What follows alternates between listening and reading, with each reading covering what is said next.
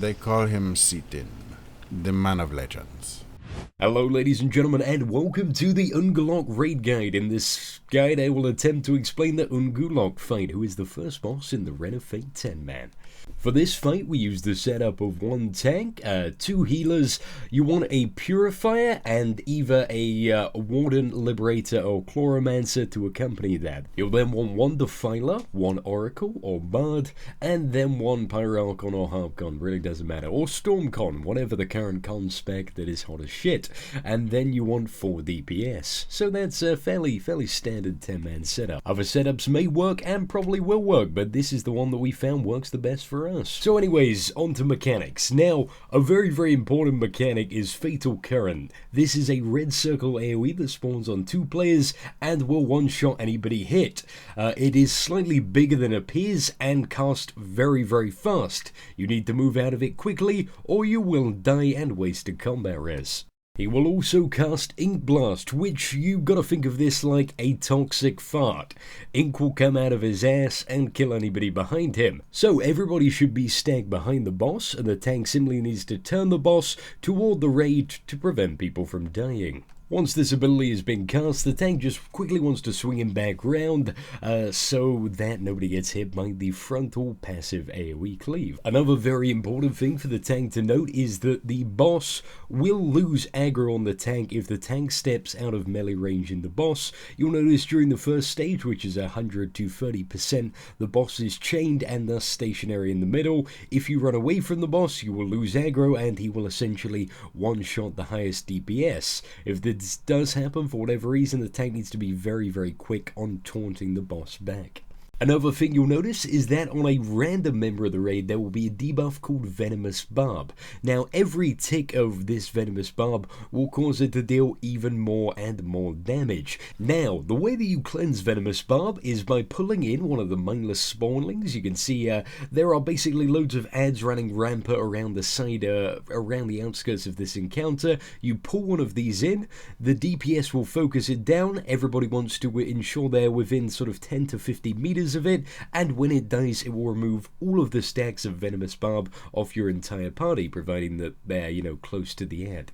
As a reminder, these mindless spawnlings should only be pulled by the tank when there are probably about 2 to 3 people with the Venomous Barb debuff. That is a good time to pull a small ad. Also, as soon as the tank pulls the ad, all DPS do need to focus it down very quickly, as it does a stacking laceration dot on the tank, which will basically it'll kill the tank pretty fast if it's left alive too long and make tank healing a real issue in this fight. The second ad that spawns is known as the Captive Terror, or you can basically call it the Shark ad. It is the Shark ad which is going to come from the far side of the room, so it's going to kind of come from where the second boss encounter is, always going to come from that same location. As soon as it spawns, the tank wants to sort of aggro it as quickly as they can to prevent it, going on to healers or maybe any DPS. That ad needs to be nuked down very quickly, and as soon as it spawns you need to alternate between using a Defiler cooldown and all your tank cooldowns, because that ad combined with the boss is going to hit your tank very hard. All DPS need to focus down this ad and it needs to be interrupted. It casts an ability called Heart Puncture. If Heart Puncture is allowed to be cast, it will instantly one-shot the tank and pretty much cause your group to wipe. So yeah, you do not want that to happen.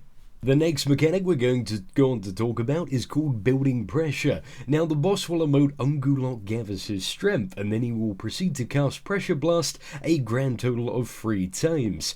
Now, in order for your group to survive the pressure blast, you'll need to use the cages scattered throughout the room. So this kind of visual diagram hopefully gives you an indication of the cage locations. There are a grand total of 3 of them, 1, 2, and 3. 1 will be located just to the right of you when you walk in the room, 2 is to the far left, and 3 is behind the boss. You need to open each cage just before the corresponding pressure blast. So when he casts his first pressure blast, you open cage number 1. He casts cast his second one, you open cage number 2. He cast his third one, you open cage number 3.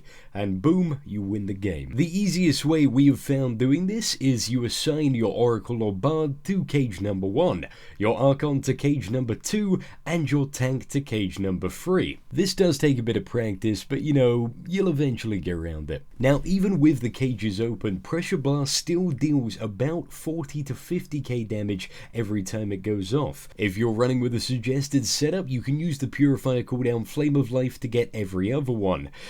Every other one apart from that will need to be handled by your secondary healer. That is why we suggest having a Liberator, Warden, or Chloromancer, because 3 of those callings are fairly capable of dealing with that kind of AoE burst in a short period of time, providing that they fire off their abilities right. So from kind of a healing perspective, it literally is Flame of Life, one of them, and the other one, your other healer has to heal crazy amounts of AoE, and congratulations, you've won the video game. So around 30%, what he's going to do is he's going to cast Breaking Loose. This is kind of the final phase. He's going to gain 2 new abilities. They aren't really too much to worry about. He's going to have Furious Charge, which basically will charge a random player, dealing a large amount of damage to them and anybody nearby. That person simply just needs to quickly run out of the raid. As you can see, stuff does start to get a bit messy here. It's very hectic, lots of AoEs going off, and another mechanic that's going to happen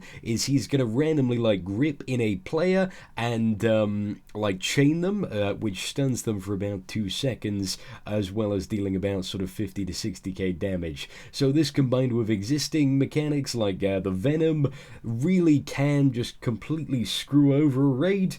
He will also do pretty much all of his existing mechanics, so there is still a Pressure Blast, there is Captive Terrors, every other mechanic is going to be in this phase as well. So you do have to kind of keep your cool and try your best to, you know, sort of piece everything together. Like when we get below 30%, we have not had a clean kill of this yet. Like, it's just been absolutely rubbish. We just always lose our heads at the last moment. So my advice to anybody else is just keep cool. Person with the big AoE just moves out of the raid, allows everybody else to just stand behind the boss. And apart from that, just keep a level head. Make sure you save your Purifier cooldown to see if there are any kind of last minute pressure bursts, because that is very important, especially here. It's really what kind of saved the kill. But as you can see, my Warden Yuko died, and thus I was left to solo heal it. Well, kind of duo heal. I still had the Defiler left, but nobody else to help cover the AoE, which when you have a lot of people with Venomous Barb is definitely not a fun endeavor. So ladies and gentlemen, thank you for watching the video guide. If this guide's more than a week or 2 weeks old, there will also be a written guide attached in the description of the video that you can have a look at if you need that for reference. Anyway, ladies and gentlemen, thank you for watching. Have an absolutely great day. If you enjoyed the video, feel free to subscribe or leave a thumbs up. Share it with your friends, share it with your raid, share it with your guild, and hopefully they can become better at this video game and thus have a good time. Anyway, apart from that, take care. Have a great day.